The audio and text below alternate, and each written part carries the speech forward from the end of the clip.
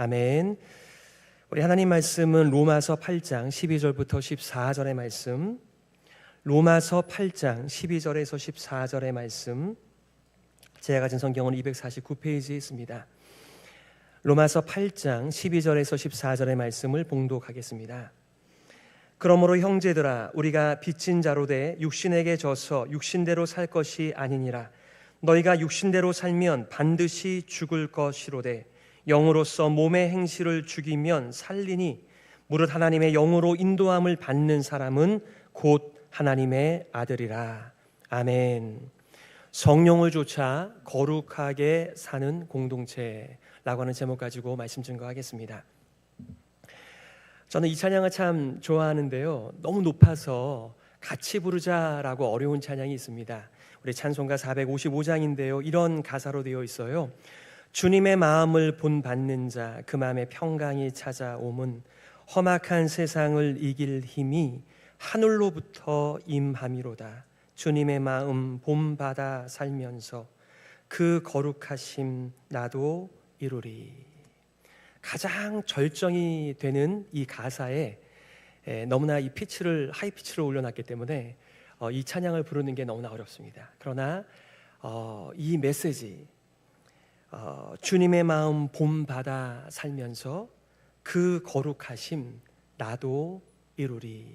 아마 정상적인 모든 그리스도인들은 이 마음으로 살아가실 거예요. 하나님, 제가 비록 이 속세에 살아가고 있지만 제가 거룩한 삶을 살고 싶습니다. 성결하게 살고 싶습니다. 순결하게 살고 싶습니다. 이것이 다 그리스도인들의 마음 아니겠습니까? 정말 평생을 들여도 우리를 향하신 그 하나님의 뜻과 사랑을 다 이해할 수 없지만은 그 하나님의 은혜를 깨달을 때마다 하나님, 저도 예수님처럼 그렇게 살고 싶어요. 그렇게 거룩한 인생 되고 싶어요. 근데 문제는 이렇게 한 해를 결산하고 나서 내가 얼만큼 성결하게 거룩하게 살았지? 이거를 돌아보면 때로는 좀 진도가 나간 것 같기도 하고, 때로는 다람쥐 쳇바퀴 돌듯이 또 제자리에 가 있는 것 같은 그런 우리의 삶의 현실을 맞게 된다는 것이죠. 오늘 제목처럼 성령을 좇아 거룩하게 사는 공동체, 어떻게 하면 우리가 거룩하게 살아갈 수 있을까요? 여기 답이 있잖아요. 성령을 좇아 살 때의 열매입니다. 우리가 아무리 우리의 정욕과 우리의 최선을 다한다고 할지라도 성령을 좇아 살지 않으면 우리는 우리의 좇은 삶의 열매를 손에 쥘 수밖에 없는 것이죠. 로마서 12장 1절과 2절의 말씀은 로마서 1장부터 11장 전체의 적용의 시작입니다. 단순하게 나눌 수 있는 것은 아니지만 로마서 1장부터 11장까지는 우리를 향하신 하나님의 끊을 수 없는, 변함이 없는 사랑 이야기입니다. 그런데 그 우리를 향하신 사랑을 확증하시면서 그 다음에 그러므로 형제들아, 너희 몸을 하나님이 기뻐하시는 거룩한 산 제사로 드리라. 이는 너희들의 영적 예배니라. 너희는 이 세대를 본받지 말고 오직 마음을 새롭게 함으로 변화를 받아 하나님의 선하시고 기뻐하시고 온전하신 뜻이 무엇인지 분별하도록 하라. 아멘. 이 거룩한 삶, 영적인 제사, 이러한 삶을 우리가 살고 싶은데 그 사는 길은 어디 있다고요? 세상을 본받지 않는 것입니다. 사실 세상을 본받으려고 하지 않아도 늘 우리 눈에 들어오잖아요. 늘 우리 귀에 들어오잖아요. 그러니까 우리는 늘 보고 듣는 거에 영향을 받을 수밖에 없습니다. 세상을 본받지 말라라고 하는 말을 거꾸로 하면, 우리가 무엇인가를 본받으려고 하면 계속해서 봐야 돼요. 계속해서 들어야 돼요. 우리의 영적 근육에 그것이 쌓여서 자동으로 그게 나올 수 있을 때까지 계속 연습을 해야만 합니다. 그런데 만약에 우리가 계속해서 마음은 이렇지만, 거룩하게 살고 싶지만, 순결하게 살고 싶지만, 예수님처럼 살고 싶지만 보는 것이, 듣는 것이 세상이라고 한다면 우리의 원함과 다른 열매를 거둘 수밖에 없는 현실입니다. 우리가 오늘 사도신경을 통하여 우리의 신앙을 고백했습니다. 사도신경은 성부 하나님을 향한, 성자 하나님을 향한, 성령 하나님을 향한 우리의 신앙 고백입니다. 저는 여러분들과 함께 사도신경을 처음부터 끝까지 나눈 적은 한 번도 없습니다만 대강절에 여러분들과 예수 그리스도, 바로 성자 하나님과 관련하여 설교를 여러 번 한 적이 있습니다. 근데 참 아쉽게도 이 성령 하나님에 대해서 너무나 간단한 우리의 신앙 고백만 있을 뿐입니다. 뭐라고 되어 있습니까? 성령을 믿사오며, 이게 전부예요. 저는 궁금해요. 우리 성도님들께서 성령을 믿는다라고 고백하시는데 정말 성령님이 누구신지를 알고 계시는 걸까? 성령에 대한 오해는 없으실까? 성령님께서 무슨 일을 하시는지를 알고 계실까? 정말 성령님과 더불어 동행하시는가? 성령님을 조차 거룩한 삶을 추구하시는가? 이게 많이 궁금합니다. 저도 성부 하나님, 성자 하나님, 성령 하나님, 많은 오해들을 가지면서 그것이 하나님의 말씀을 통해서 점점점 이 초점을 맞춰져 가는 가운데 인생을 살고 있습니다. 옛날에 무지했던 하나님에 대해서도 오해하고 예수님에 대해서도 오해하고, 특별히 성령 하나님에 대해서는 더 많은 오해를 가져왔던 거 사실입니다. 그러니 여러분들께서 성령님을 올바로 알아가셔야 성령님의 하시는 그 능력과 인생의 동행을 통하여 우리가 거룩한 삶을, 거룩한 성령의 열매를 맺게 되겠지요. 여러분들과 간단하게 세 가지를 나누려고 합니다. 첫 번째는 성령님이 누구신가? 두 번째는 성령님께서는 무슨 일을 하시는가? 사실은 성령님이 누구신가에 성령님이 무슨 일을 하시는가가 다 들어가 있어요. 근데 좀 우리가 구분하기 위해서 두 파트를 나누겠습니다. 세 번째는 어떻게 성령을 조차 행할 것인가입니다. 자, 첫 번째는 성령님이 누구신가입니다. 예수님께서는 그의 제자들과 마지막 시간을 보내고 계세요. 요한복음 13장, 14장, 15장, 16장이 소위 말하면 예수님과 제자들의 마지막 시간, 고별의 장이라고 신학자들은 말해요. 그리고 그 유명한 요한복음 17장이 예수 그리스도의 대제사장적 기도로 이루어져 있습니다. 여러분, 똑같은 시간이지만 우리가 마지막이라고 하는 형용사를 붙이게 되면 더 의미가 특별해지잖아요. 예수님께서 참 3년 반 이상을 제자들과 함께 먹고 마시며 사역을 보여주시며 사역을 행하시며 더불어 함께 인생을 사시다가 이제는 본인이 떠나갈 때가 됐다고 말씀하셨습니다. 그러니까 너무 이상한 거예요. 아니, 이제 예수님께서 예루살렘으로 올라가시면 왕위에 오르셔서 이 불의가 가득한 세상을 정의와 공의와 사랑과 은혜로 통치하셔야지 자꾸 이상한 말씀하신다. 이러니까 불안해지는 거죠. 그러니까 지금 이 상황은 굉장히 아주 무거운 그런 분위기예요. 바로 그때 예수님께서 이렇게 말씀하세요. 내가 아버지께 구하겠으니 그가 또 다른 보혜사를 너희에게 주사. 다시 한번 읽을게요. 내가 아버지께 구하겠으니 그가 또 다른 보혜사를 너희에게 주사 영원토록 너희와 함께 있게 하리니 그는 진리의 영이라. 그러나 너희는 그를 안 하니 그는 너희와 함께 거하심이요 또 너희 속에 계시겠음이라. 아멘. 성령님이 누구십니까? 원어로는 파라클레이토스, 파라라고 하는 말이 바로 곁에서라고 하는 말이거든요. 바로 보혜사는, 지금까지 누가 보혜사의 역할을 해왔어요? 어려운 한자예요. 보호하다, 은혜를 베풀다, 우리를 가르치시다, 이게 보혜사 아닙니까? 그런데 또 다른 보혜사를 보내신다라고 하는 말은 그동안은 예수 그리스도께서 보혜사의 역할을 감당하셨는데 내가 가더라도 너희가 염려하지 말 것은 또 다른 보혜사를 내가 구하고 있다. 바로 그 말씀이죠. 그가, 하나님께서 또 다른 보혜사를 너희에게 주사 영원토록 너희와 함께 있게 하리니 그는 진리의 영이라.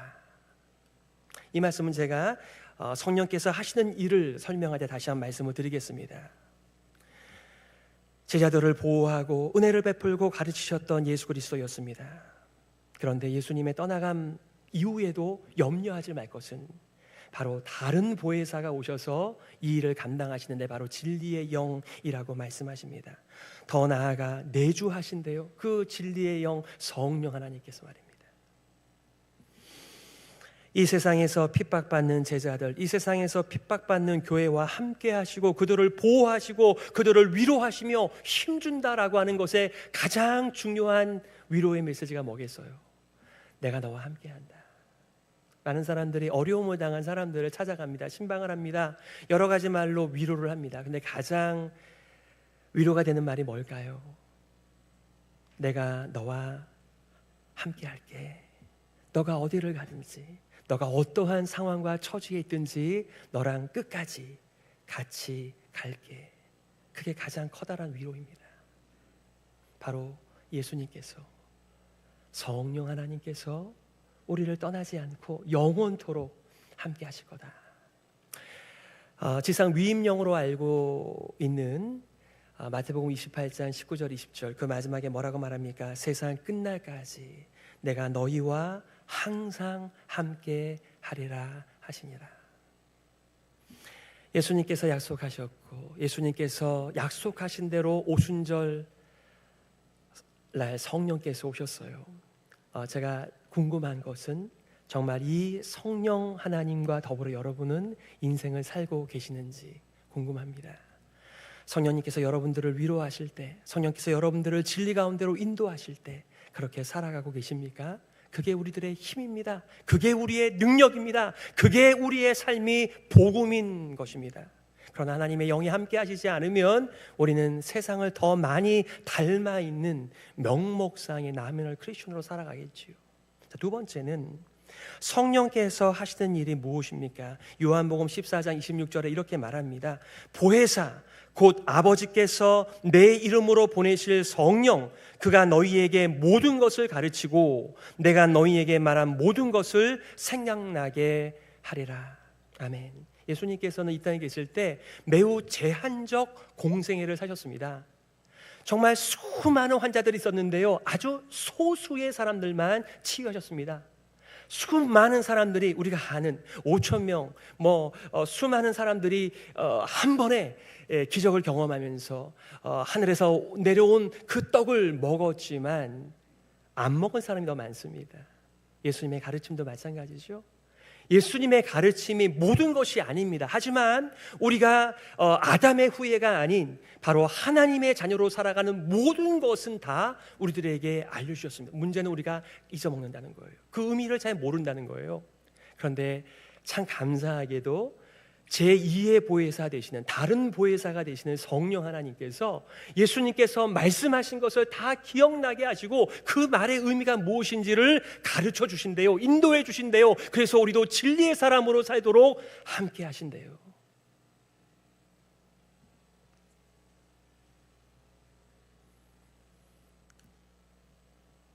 성령 하나님께서는, 진리의 영께서는 그리스도의 가르침을 기억나게 하세요. 깨닫게 하세요. 그리스도에 대하여 증거하세요. 그의 제자들을 진리 가운데로 인도하세요. 그래서 성령은 위에서 오는 진리의 영이다. 이 땅에서는요, 구원이 나지 않습니다. 구원은 오직 하늘에서만 내려오는 것입니다.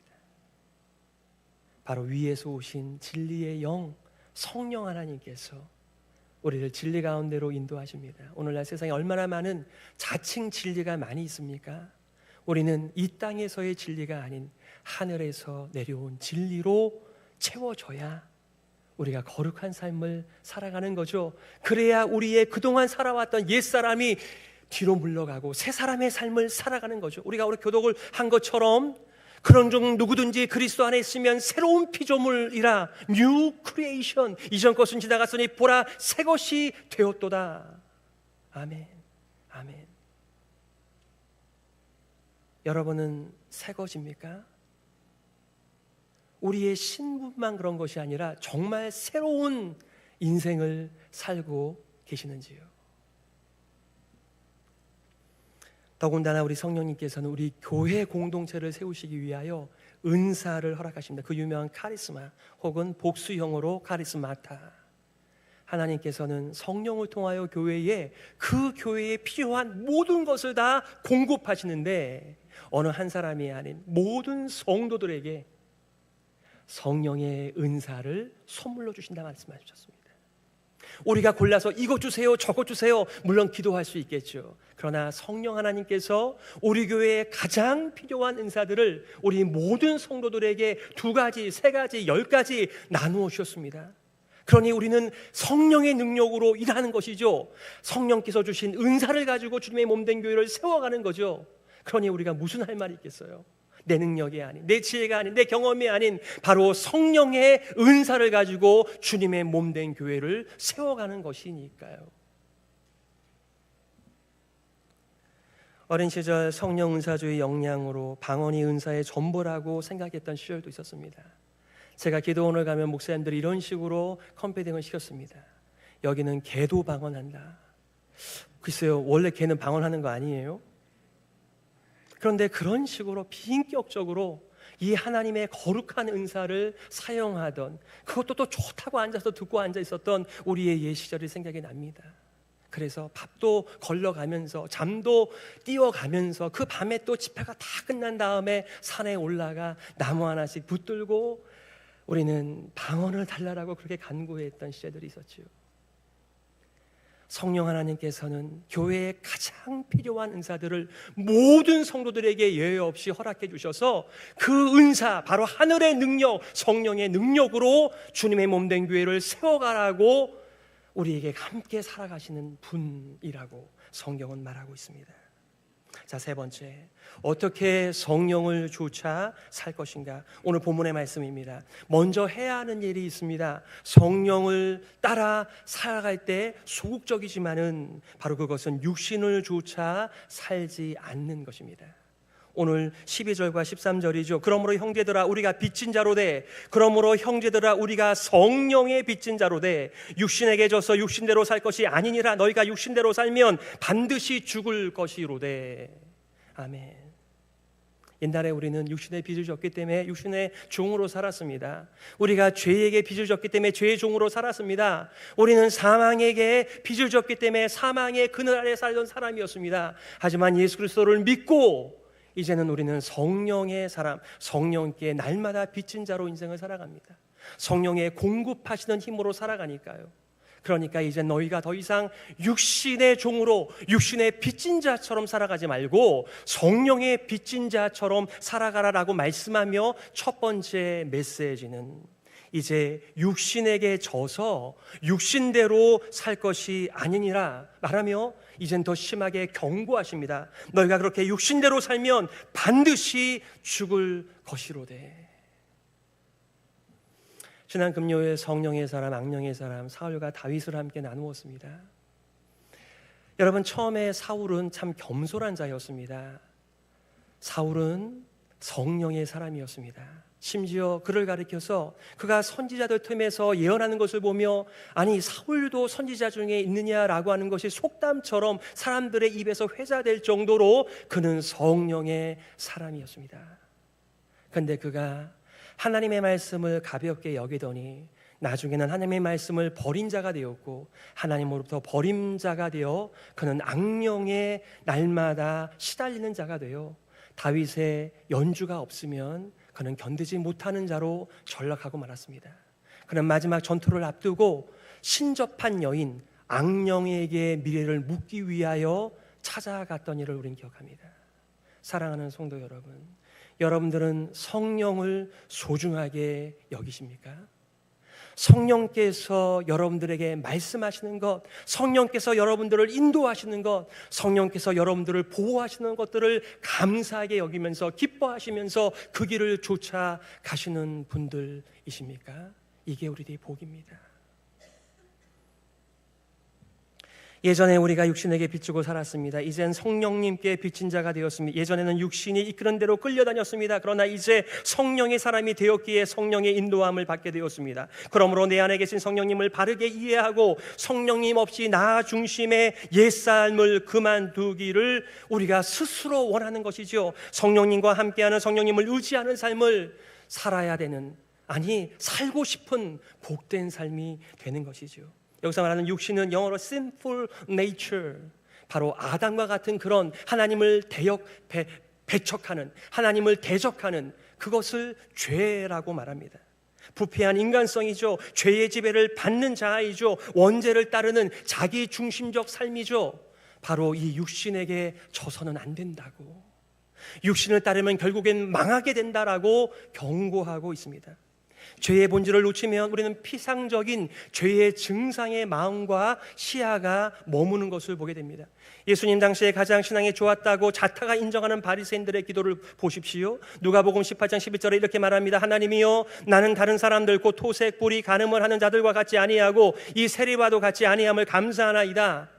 근데 예수님께서는 누가 의롭다함을 받고 내려갔겠느냐라고 말하며 그 바리새인들의 간구에는 자신의 탐욕과 방탕이 가득하다라고 말씀하십니다. 사람의 마음에서 나오는 것은 악한 생각, 곧 음란과 도둑질과 살인과 간음과 탐욕과 악독과 속임과 음탕과 질투와 비방과 교만과 우매함이니 이 모든 악한 것이 다 속에서 나와서 사람을 더럽게 하느니라. 사람들은 이 말씀을 받을 때 어떻게 얘기하죠? 그렇지, 어떻게 음란할 수가 있어? 어떻게 도둑질할 수 있어? 어떻게 살인할 수 있어? 어떻게 간음할 수 있어? 내가 안 하는 것을 가지고 내가 성령의 사람이라고 착각하는 거죠. 그거 말고도 육체를 따라 살 때의 열매들이 많이 있습니다. 음탕 말고도 질투와 비방과 교만과 우매함의 삶 말입니다. 그런데 우리는 자꾸만 내가 안 하는 것, 이것에 집중하면서 자신을 성령의 사람이라고 착각하는 거지요. 왜 다른 사람을 그렇게 우리가 비난합니까? 비난하는 동안에 내가 그렇지 않다라고 하는 나의 정의를 드러낼 수가 있잖아요. 우리는 다른 사람들과의 비교가 아닌 바로 하나님 앞에서 성령님의 음성을 들으면서 내가 어떤 자인가, 정말 내 안에 거룩을 사모하는, 거룩을 추구하는 그러한 성령의 소욕이 있는가, 그리고 그 열매가 지금 맺혀져 가고 있는가를 질문해야 됩니다. 더 적극적으로 어떻게 성령을 쫓아 살 것인가요? 바로 말 그대로 성령을 쫓아 살아가는 것입니다. 오늘 13절과 14절이죠. 영으로서 몸의 행실을 죽이면 살리니 무릇 하나님의 영으로 인도함을 받는 사람은 곧 하나님의 아들이라. 여러분 착각하지 마세요. 마치 인도에서 고행하는 것 같은 아주 이상한 기괴한 형태를 가지고 자신의 몸을 고통스럽게 만드는 그런 고행의 길을 말을 하는 게 아닙니다. 우리 안에 옛사람이 고개를 쳐들 때 성령의 이름으로 그것을 물리치는 것입니다. 그거를 거절하는 것입니다. 그거를 빼내는 것입니다. 여러분의 멀쩡한 피지컬, 이 육신을 어떻게 하지 마시기를 바랍니다. 여러분의 옛사람, 하나님을 대적하고 내가 인생의 왕좌에서 내 마음껏 하려고 하는 그 옛사람, 자기의 중심적 삶, 그거를 대적하라는 것이지요.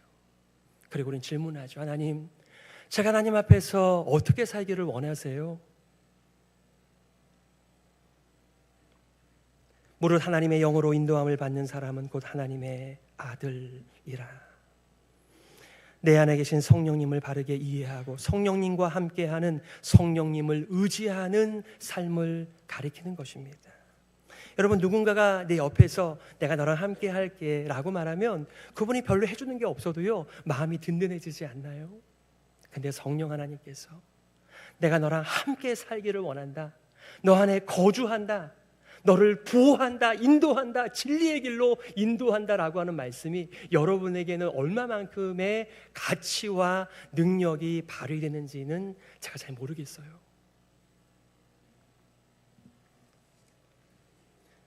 성령께서 우리를 인도해 주십니다. 성령의 인도하심이 몸의 행실, 몸의 육신, 옛사람을 죽이도록 설득하고 새로운 힘을 주십니다. 그리스도인으로 살아간다는 것은 바로 이런 성령님의 인도를 체험하고 바로 간증하는 삶이 아니겠어요? 성도가 육체를 죽이지 않으면 결국 육체가 성도를 죽이기 때문에 그렇습니다. 예전에 전독폭발 훈련을 받을 때 제임스 케네디 목사님께서 이렇게 말씀한 적이 있습니다.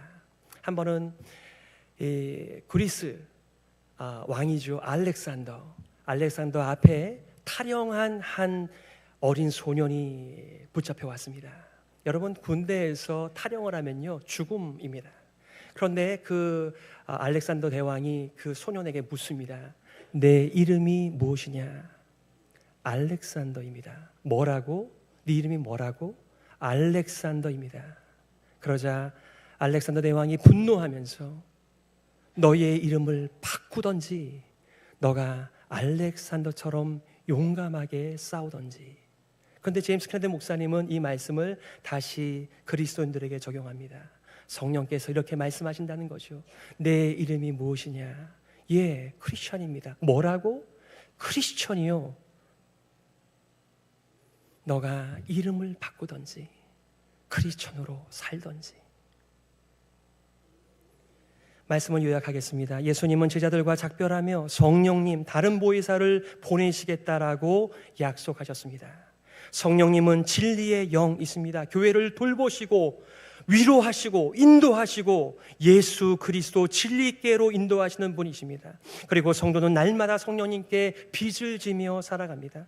그러므로 더 이상 육체, 옛사람의 욕망을 따르지 않고 성령의 인도함을 받고 살아가는 존재, 바로 오늘 말씀대로 너희는 하나님의 아들이다. 사실 오늘 여러분들과 한 주간 로마서 8장을 나누게 될 한 일부를 나누게 되었습니다. 우리 목사님들께서 이 성령의 메시지를 한 주 동안 내내 새벽마다 전파해 주실 것입니다. 여러분들께서 로마서 8장을 통하여 우리를 향하신, 교회를 향하신 하나님의 그 선한 뜻이 무엇인지를 깨닫고 이제는 성령의 사람으로 거룩함을 좇는 인생이 되시기를 바랍니다.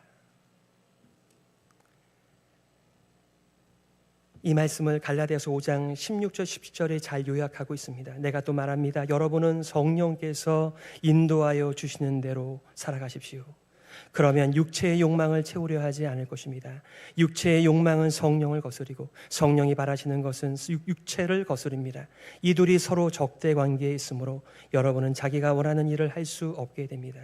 우리 목사들의 스승이라고 알려진 로이드 존스 목사님이 이렇게 말씀하시더군요. 우리는 죄를 끌어내요.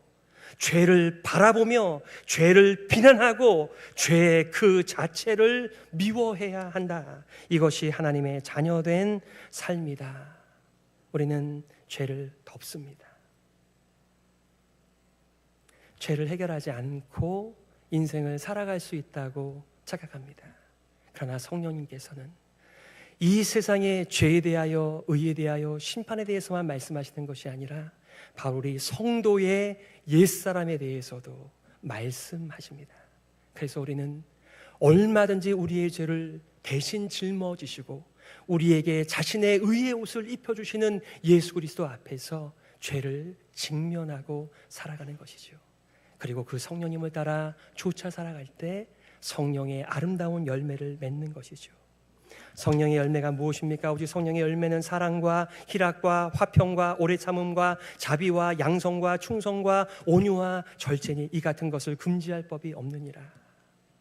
여러분 다 이런 인생을 살고 싶지 않으십니까? 하나님께서 새해를 우리 가운데 허락하여 주셨습니다. 성령을 쫓아 거룩하게 살아가시는 여러분 되시길 예수 그리스도의 존귀한 이름으로 축복합니다. 더 이상 옛사람의 인생, 옛사람의 열매, 육체의 열매가 아닌 성령의 열매로 가득한 새해가 되시기를 다시 한번 예수님의 이름으로 축복합니다. 이 시간 말씀을 기억하면서 이렇게 기도했으면 좋겠습니다. 하나님 아버지, 우리에게 최고의 선물 보혜사 성령님을 주시니 감사합니다. 하나님의 자녀임을 오늘도 확실하게 증거하실 때 우리의 속사람이, 우리의 남은 인생이 그리스도와 같이 변화되게 하여 주옵소서. 하나님의 자녀로 살게 하여 주옵소서. 우리 말씀 기억하면서요 함께 기도하며 나아가겠습니다.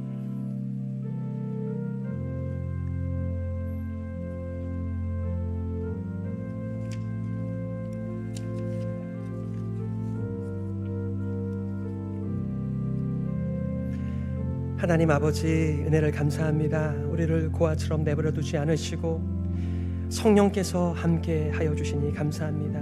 성령님께서 동행하여 주시니 감사합니다. 보호해 주셔서 감사합니다. 인도해 주셔서 감사합니다. 은혜를 주셔서 감사합니다.